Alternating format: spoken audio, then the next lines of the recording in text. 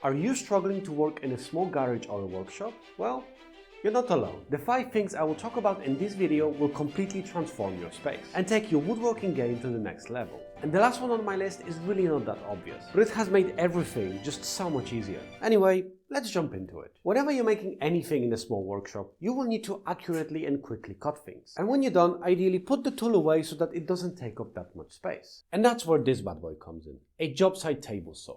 Probably the most expensive tool that I own, which I know, it isn't very expensive, but with someone on a limited budget, it has completely changed my woodworking game. Table saws help you create accurate and repeatable cuts on all sorts of materials. You can quickly pick the length of your cut, pull out the table and just do your magic. If you need to cut the board shorter, that's your tool. If you need to cut a wood board into smaller pieces, that's your tool. If you need to make a straight grooves in wood, you guessed it, that's your tool. You can make cuts on a 45-degree angle and pull out the blade by quite a lot. In normal conditions, whenever you're not using it, you can actually pick it up and just hide it on a shelf or somewhere in your garage. I actually built it into my workbench for additional functionality, but you don't really have to do that. In my case, having it built in is super useful because I don't really have space for any other workbench, and well, I can just hide this.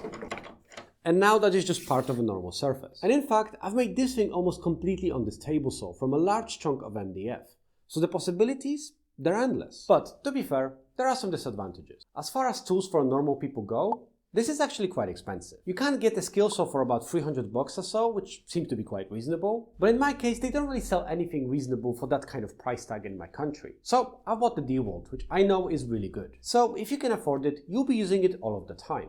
I've actually made a video on this if you'd like to see. What's also worth mentioning is that for beginners, well, they are kind of dangerous. So make sure to be super careful with it. Anything that can get rid of your fingers just like that, you have to be careful with. And also, this thing generates a huge amount of dust. So make sure to use it outside or have a shop vac. There's no in between. Anyway, moving on. When you have limited space, what is actually super limited is your worktop space. There's usually so many different tools, fasteners, and just general tools that you have all over the place. Probably a huge amount of screws just hidden somewhere in boxes, just stacked one on top of the other, somewhere really hard to find. I've been there.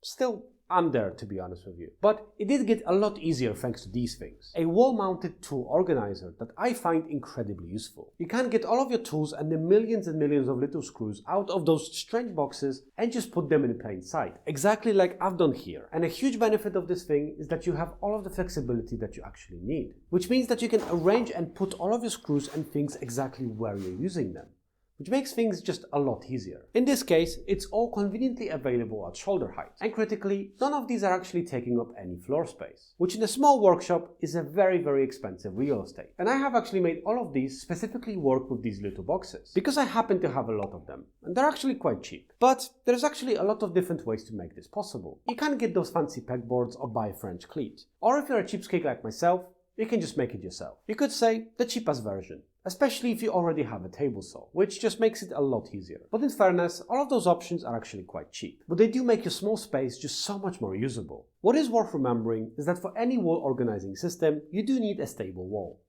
which is kind of obvious. In most cases, I don't think it will be any problem, but it is worth remembering. And also, if you haven't got a great dust extraction, like myself, well, dust will go into all of these, and you will have to clean it out every couple of months.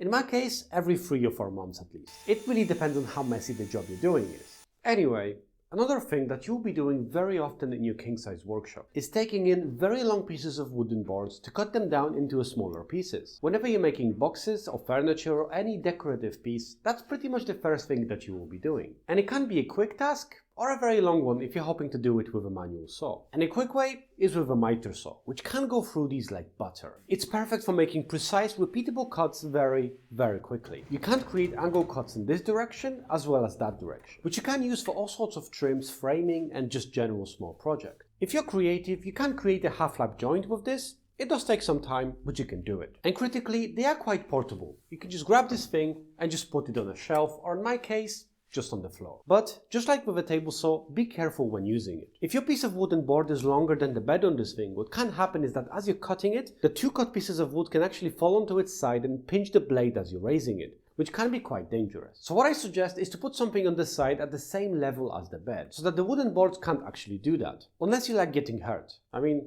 I don't know you. What I tend to do is I take one of these, which conveniently is pretty much the same height as the bed itself.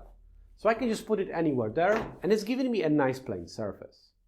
somewhat safe, to be clear. They're not really designed for rip cuts, but if you do have a table saw, then you can pretty much do all of the cutting that you actually need. And similar to a table saw, they are somewhat pricey, but they will completely transform how quickly you can get things done. As an alternative, there is a way to actually replace the miter saw and the table saw with something much cheaper. And that is a circular saw with a straight edge, which is not nearly as convenient and as quick, but it can do pretty much everything that those two tools can for much lower price, which I also need to get. Anyway, now that you've finished cutting your wood into smaller pieces, likely you'll be doing quite a lot of operations to make it ready for assembly. Probably sanding it down, drilling into it, assembling it, and then protecting it in some way. All very time-consuming and laborious tasks, which you can do on the floor if you really like back pain. Or what I do suggest is to have a large and stable workshop table. And this is one of those things where I really don't have to explain how useful it is. Because as a woodworker, you will be spending here the vast majority of your time. So it needs to be sturdy, it needs to be square, otherwise all of your pieces will be crooked as you're assembling it. And it needs to look good so that all of your friends look at it and say,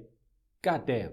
In my case, I've decided to build this whole thing myself and to build a table saw into it. In addition, you can actually use some internal space to make some drawers, which, as you can imagine, are super useful. It's a tough project, but I believe you can do it. I mean, you're pretty smart. It does take quite a bit of time to make one of these, but it is so worth it. And if you want to see how to do it, I've got a video on that as well. Now, for the final piece, and as I mentioned in the beginning, this isn't an obvious improvement, but it will absolutely transform your garage. And I know that I've ignored it long enough, but then I saw the light. And with that pun, I want to move into it, because it is the light, literally. Proper workshop lighting can dramatically improve your woodworking experience and completely transform your garage. With properly bright lights, you can much easier spot imperfections, measure accurately, and make precise cuts. You can use multiple LEDs like I've done here to create a shadowless light, to eliminate dark spots and shadows as you move, which will help you see exactly where you're cutting into, but also help you see everything on the floor, because that's usually a mess, which reduces the risk of tripping and increases general safety. I mean, whenever you're staining, painting, sanding, or just doing anything on the workshop, improving your lights will have a huge impact, and it definitely has on this workshop, and I'm really glad that I did it. And on top of that, properly seeing things reduces eye strain and fatigue, so